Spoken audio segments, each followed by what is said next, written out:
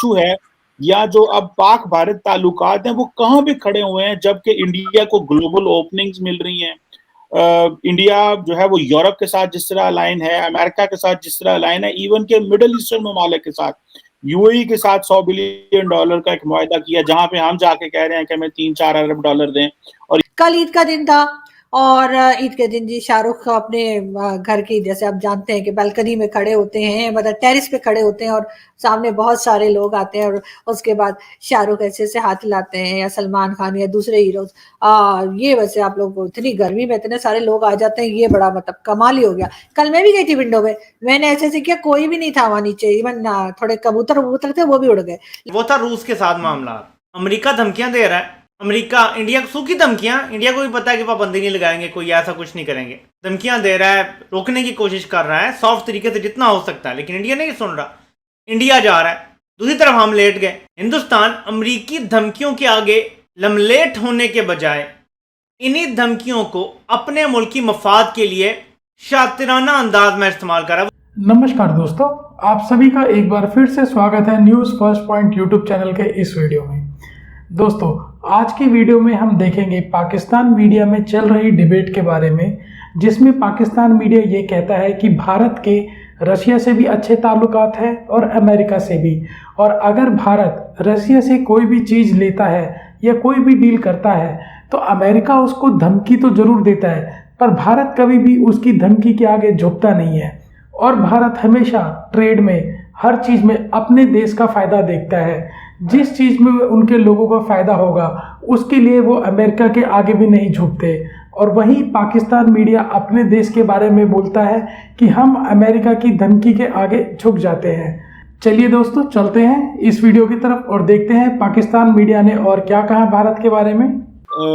आप देख रहे होंगे, मॉनिटर कर रहे होंगे कि भारतीय वज़ीर-ए-आज़म नरेंद्र मोदी जो हैं वो इस वक्त यूरोप के एक दौरे पे हैं, जहाँ पे फ्रांस में उन्होंने एमेनुअल मैक्रोन से उनका एक पर्सनल सा ताल्लुक बना हुआ है। फिर जर्मनी गए, फिर एक नॉर्डिक समिट उन्होंने की, डेनमार्क, आइसलैंड, ऊपर सब ममालिक से वो मिले हैं। नॉर्डिक समिट में जो स्कैंडिनेवियन कंट्रीज हैं उनसे भी मिले हैं। तो सर, इस सारी पोजीशन में अभी ईद के मौके पे मैं देख रहा था पाकिस्तानी वज़ीर-ए-आज़म शहबाज शरीफ जो कह रहे थे कि हम जो इंडिया ने जो बैन किया ईद परेड्स गैदरिंग्स पे कश्मीर में, हम उसको कंडेम करते हैं, और ज़ाहिर बात है कि वो तनाव की जो है वो बात है। तो आप कैसे देखते हैं कि कश्मीर का जो इशू है या जो अब पाक भारत ताल्लुकात हैं वो कहाँ पे खड़े हुए हैं, जबकि इंडिया को ग्लोबल ओपनिंग्स मिल रही हैं। इंडिया जो है वो यूरोप के साथ जिस तरह अलाइन है, अमेरिका के साथ जिस तरह अलाइन है, इवन के मिडल ईस्टर्न ममालिक के साथ, यूएई के साथ $100 बिलियन का एक मुआहदा किया, जहां पे हम जाके कह रहे हैं कि हमें 3-4 अरब डॉलर दें। और यूएई की एक टीम पाकिस्तान आ रही है पाकिस्तान की इकोनॉमिक कंडीशन को मॉनिटर करने के लिए, ताकि उस हिसाब से हमारे लिए वो बेल आउट प्लान दे सके। सो पाकिस्तान को क्या कोई रेटरिक बदलनी चाहिए, कोई अंदाज बदलना चाहिए, तरीकाकार बदलना चाहिए, और पब्लिक डिस्कोर्स बदलना चाहिए, अवाम के अंदर एक बयानिया बदलना चाहिए कि कश्मीर के ऊपर इस वक्त पाकिस्तान का एक्चुअल इन्फ्लुएंस कितना है और ग्लोबल कम्युनिटी पे हम कितना को हमारा इन्फ्लुएंस है कि हम अपने इंटरेस्ट को वॉच कर सकते हैं। तो आप ये नरेंद्र मोदी साहब के विजिट को और जो पाकिस्तान की डिपेंडेंस है मिडिल ईस्टर्न ममालिक के ऊपर वीजा वी जो पाकिस्तान की पॉलिसी है कश्मीर को, उसको किस तरह सर एनालाइज करते हैं सर? कल ईद का दिन था और ईद के दिन जी शाहरुख अपने घर की, जैसे आप जानते हैं कि बालकनी में खड़े होते हैं, मतलब टेरिस पे खड़े होते हैं और सामने बहुत सारे लोग आते हैं और उसके बाद शाहरुख ऐसे ऐसे हाथ हिलाते हैं, या सलमान खान या दूसरे हीरोज। ये वैसे आप लोग को इतनी गर्मी में इतने सारे लोग आ जाते हैं, ये बड़ा मतलब कमाल ही हो गया। कल मैं भी गई थी विंडो में, मैंने ऐसे ऐसे किया, कोई भी नहीं था वहां नीचे, इवन थोड़े कबूतर वबूतर थे, वो भी उड़ गए। कि चाइनीज इन्वेस्टमेंट कर रहे थे लेकिन हम उनको विन ओवर नहीं कर सके, इकोसिस्टम नहीं है। देखिए, एक होता है, मैं बहुत सारे लोगों को मिलता था बिजनेस कम्युनिटी को, जो कि पाकिस्तानी भी होते थे और बाहर के लोग भी, जो फॉरेनर्स पाकिस्तान आते थे, या कभी डिफरेंट डिप्लोमेटिक मिशंस में मुलाकातें होती थी या कॉन्फ्रेंसेस में जो है वो मुलाकातें होती थी, तो वहां पे ये बात होती थी कि पाकिस्तान जो है, जो चाइनीज को एक एनवायरनमेंट दे रहा है, फेवरेबल एनवायरनमेंट दे रहा है, वो हमें क्यों नहीं देते? अच्छा, मजे की बात है, चाइनीज का फेवरेबल एनवायरनमेंट की हालत ये है कि आप जो है वो सारे जो चाइनीज प्रोजेक्ट्स वो बंद पड़े हुए हैं, और सीपैक के रिलेटेड जितने भी कारोबार थे, जो मंसूबे थे, वो भी मुअत्तल हो गए थे। और जिसे आप कह लें कि इमरान खान साहब ने जो है वो इतने वो आके सारे सीपैक को रिव्यू करना शुरू कर दिया और खुद माने कि सारे सीपैक के प्रोजेक्ट्स जो हैं वो जो है, अब इंडिया में कोई सीपैक तो नहीं है, इंडिया में कोई चाइनीज इन्वेस्टमेंट तो नहीं है इस वक्त, other than that के यानी I mean to say that CPEC like Chinese investment तो नहीं है। अगर वो Xiaomi जैसी कंपनीज आ रही हैं और वो काम कर रही हैं, जिनका देखें ना, वो इंडिया की आप जुर्रत देखें उस मुल्क की, कि जुर्रत ही होती है एक सेटअप की, कि उन्होंने कहा यार सो व्हाट, क्या फर्क पड़ता है अगर ये रॉयल्टी पेमेंट्स कर रहे हैं बायर और हमें बता नहीं रहे, और तो इन्होंने जो है वो रॉयल्टी पेमेंट्स किसी और चीज की हैं, लेकिन हमें जो है वो हमारे सामने झूठ बोल रहे हैं।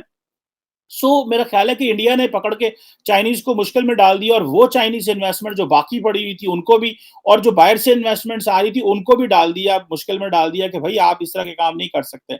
और इधर पाकिस्तान है कि चाइनीज इन्वेस्टमेंट करना चाह रहे हैं और हम उनको एक एनवायरनमेंट नहीं प्रोवाइड कर रहे, तो फॉरगेट अमेरिका से या इंग्लैंड से या यूरोप से या बाकी ममालिक से लोग कैसे आएंगे यहाँ पे। मुझे इमरान खान साहब की बातें याद हैं, वो कहा करते थे मुसलमानों को देखें आप ना पाकिस्तान आके टूरिज्म करें, यहाँ पे इस्लामोफोबिया जैसे आपको मसले नहीं होंगे। मतलब कितनी थकी हुई बातें।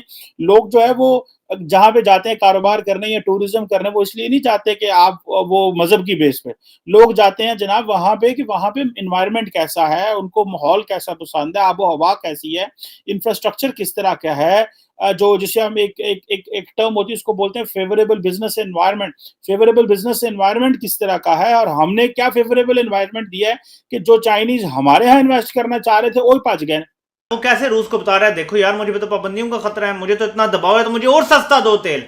इंडिया और सस्ता करवा रहा है तेल रूस से। इन्हें पता है कि रूस इस वक्त मुश्किल में है और हम रूसी तेल के कितने बड़े खरीदार हैं, लिहाजा वो डिस्काउंट मांग रहा है। तेल की दरामद के लिहाज से हिंदुस्तान दुनिया का तीसरा बड़ा मुल्क है, और फरवरी में यूक्रेन जंग के आगाज से लेकर अब तक हिंदुस्तान रूस से 40 मिलियन बैरल तेल खरीद चुका है। 40 मिलियन बैरल, जो पिछले पूरे साल के मुकाबले में 20% ज्यादा है। पूरे साल के मुकाबले में वो सिर्फ 2-3 महीनों में ज्यादा तेल खरीद चुका है।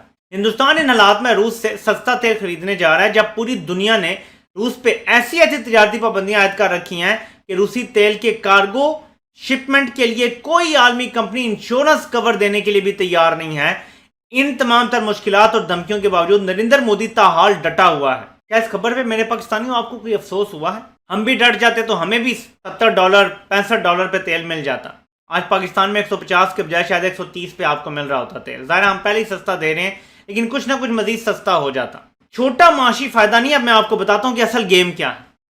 इससे हिंदुस्तानी सनती पैदावार सस्ती होगी, याद रखें, सनती पैदावार सस्ती होगी, बिजली सस्ती होगी, अवाम पर महंगाई का बोझ कम होगा, हिंदुस्तान की एक्सपोर्ट्स दीगर ममालिक की निस्बत सस्ती हो जाएंगी और हिंदुस्तान का ज़र मुबादला बढ़ेगा। इन सारी चीज़ों को मैं आपको शॉर्ट में बता देता हूँ। हम ज़्यादातर प्रोडक्ट्स जो बेचते हैं दुनिया को, हम बांग्लादेश और इंडिया से डायरेक्ट कंपटीशन में हैं। जिसको थोड़ी सस्ती पड़ती हैं, कंपेटिटिव रेट वो दे सकता है, उसकी बिक जाती है। हमारी कोई क्वालिटी इंडिया बांग्लादेश से ज़्यादा अच्छी नहीं है जो हम एक्सपोर्ट्स करते हैं। जहाँ पे हम सस्ता रेट देते हैं, कंपेटिटिव और इंटरनेशनल क्वालिटी तो वही होती है, एक स्टैंडर्ड होता है, वो दे सकते हैं, हमें वो ऑर्डर मिल जाता है। अब इंडिया जब इतना सस्ता तेल लेगा, उससे सस्ती बिजली बनाएगा, सनती पैदावार सस्ती हो जाएगी, बिजली सस्ती हो जाएगी, इंडिया कंपेटिटिव ज़्यादा हो जाएगा, इंडिया को सस्ता पड़ेगा सब कुछ, और हमारी एक्सपोर्ट्स पे वो नकब लगाएगा।